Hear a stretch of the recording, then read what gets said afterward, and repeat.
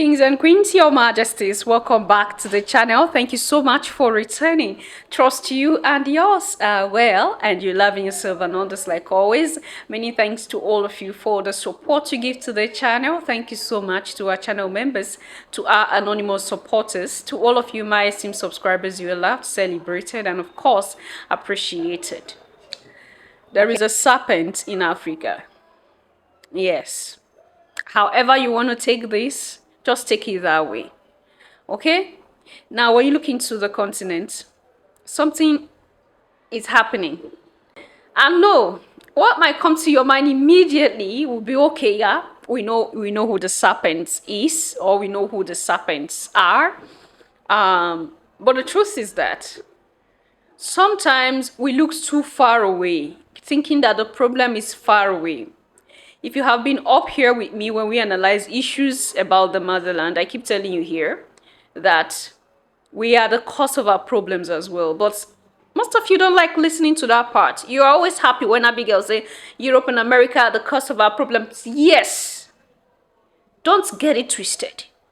The fact still remains that Europe and America are the cause of Africa's problem. That's the truth. That's a fact that cannot be denied. But there is another fact that we are always, throwing behind. And that fact, that truth is that we ourselves are the cause of our problems. As Africans, as melanated people worldwide, we are the cause of our problems. I want us to listen to this man tell us something. And we'll take it up from there, Your Majesties. There's a quiet serpent in Africa to which we must all pay attention. It's not the West holding Africa back. It's not IMF. It's not the colonial ghost, after all. The dead don't rule the living. It's the African leader, the one in suit, the man in your native attire, the man waving the flag he didn't design, guarding the borders he didn't draw, but swearing loyalty to everything that keeps us divided. Unity? They preach it on TV, but in private, they fear it like a plague, because a united government means one currency, one government, one military, one law, and one spotlight. A spotlight too bright to hide their corruption, too focused to tolerate their failures. They would rather be kings in cages than soldiers in a free nation. They would rather roast crabs than share glory, because being president of a broken country feeds their ego, fills their account, and keeps their tribe chanting. Unity threatens their contracts, their control, their kingdom of poverty built on foreign aid. They don't fear France. They don't fear NATO, Russia, or China. They fear each other because the unity will make every African life matter. And that terrifies men who only rise by stepping on their people's necks. They would rather be presidents of chaos than citizens of power. They would rather kneel to the West than stand with their own people. So the real enemy is not finely dressed in Europe, Asia, or America. He is dressed in East, North, West, and Southern Africa, smiling to the cameras, but stabbing the continent in the back.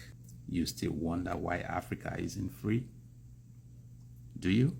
Until the people unite louder than the leaders divide, Africa will remain a continent governed by cowards, not visionaries.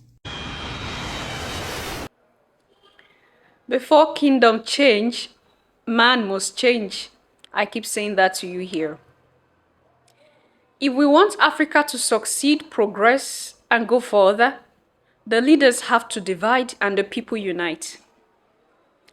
Now, when you look into recent happenings in the motherland, especially countries that recently had their elections, you would understand why I am saying these things. You understand why I am bringing this to your knowledge or to your notice. We are not our enemies. Our enemies are those ones that look like you and I, seated up there as the 001. I'm not saying that anybody should go against their government. No, that's not what Abigail is saying. I'm not instigating any problem here. But what I'm saying is that we should be united as a people.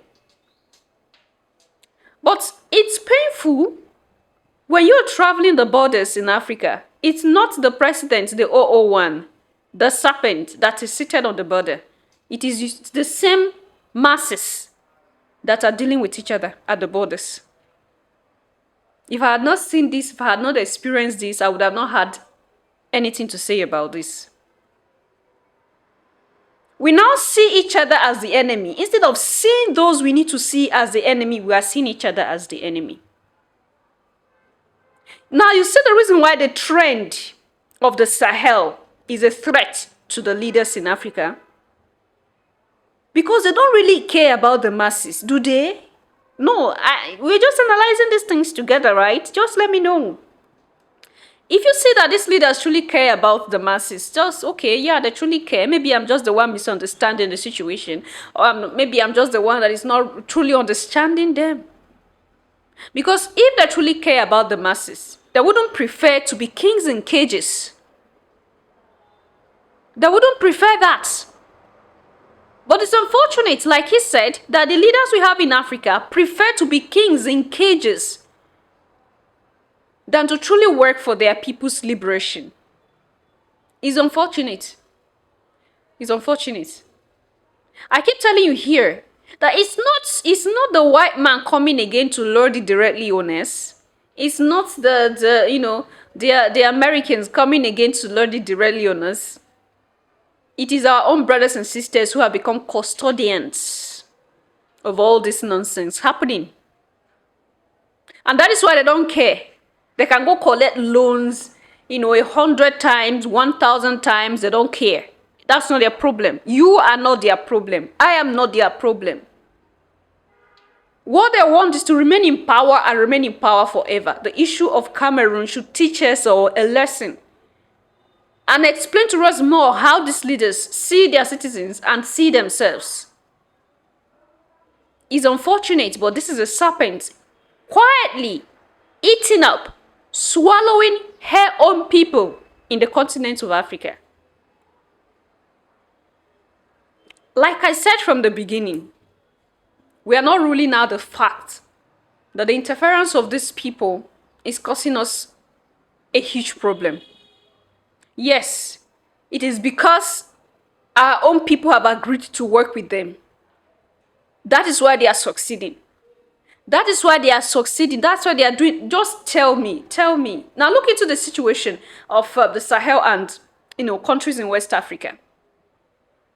When the Sahel began agitation for freedom, initially, you saw the number of countries that were against them. In short, everybody was against the Sahel.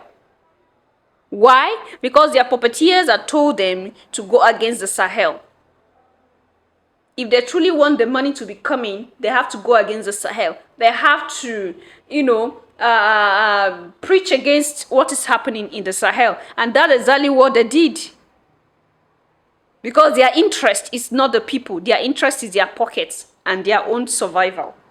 So they will rather kneel to the West than liberate their people. They will rather become kings in cages than liberate their people. These people look like you and I, and that is why it is so dangerous. They look like you and I. They speak the same language like you and I. They eat the same food that you and I eat. But their interest is totally different, the opposite of that which you and I have. And it's unfortunate that these are the caliber of people that we have as leaders in the motherland. Now, when you listen keenly to some of the deliberations or the discussions that Ibrahim Traore, the captain, do have about leaders in Africa, sometimes he sighs. Sometimes, you understand that there's a lot when you hear him talk when it comes to leaders in Africa, fellow brothers and sisters that should work with one mind, one heart, and lead the people.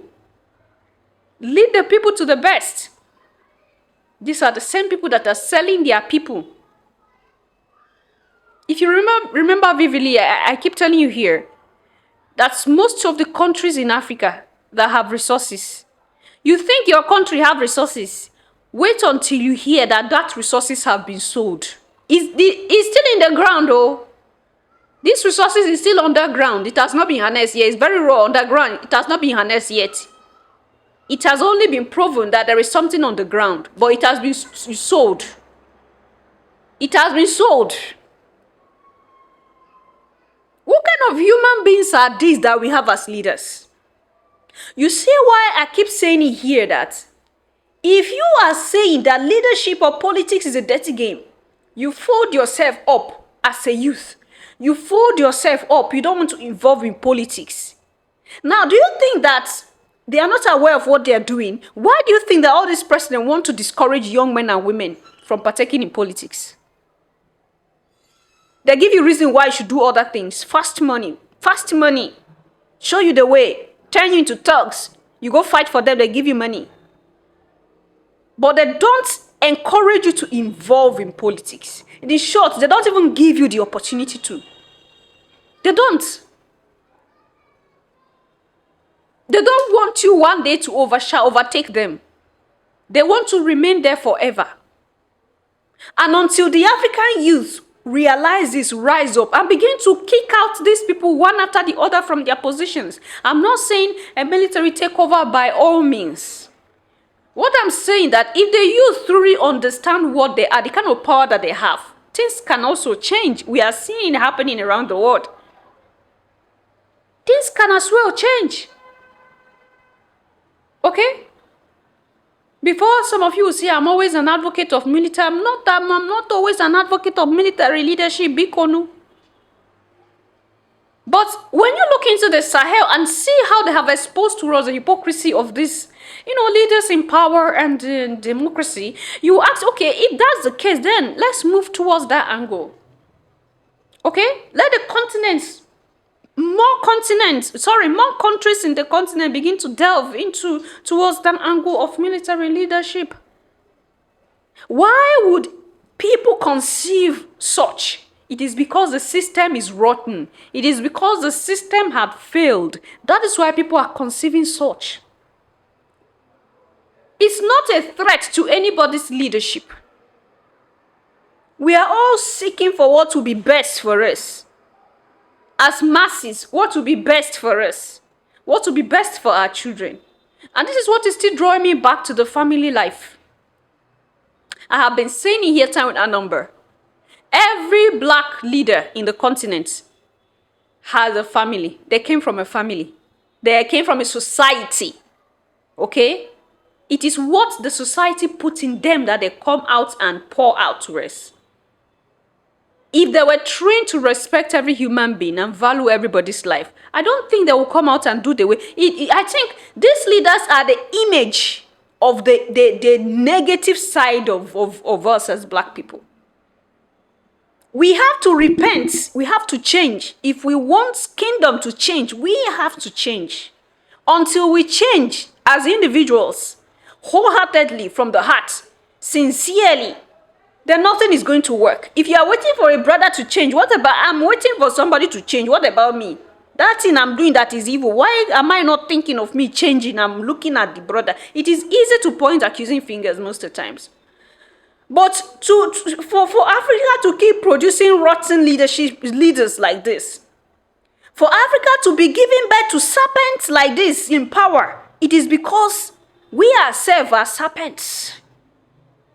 Don't take it the wrong way. This is me trying to see that we look into this situation in a very critical way and see how we look for solution. There is nothing good that will come if we are not good. Yes, that's the life. That is the world. Good and evil always fight. But I think enough of the bad that has existed. Let's something good, overshadow the bad for once, so that there will be a balance. What do you think, Your Majesties? Leave your thoughts and opinion there at the section. I'm going to see you in my next one. Until then, love yourself, love others, stay safe, stay positive always, Your Majesties.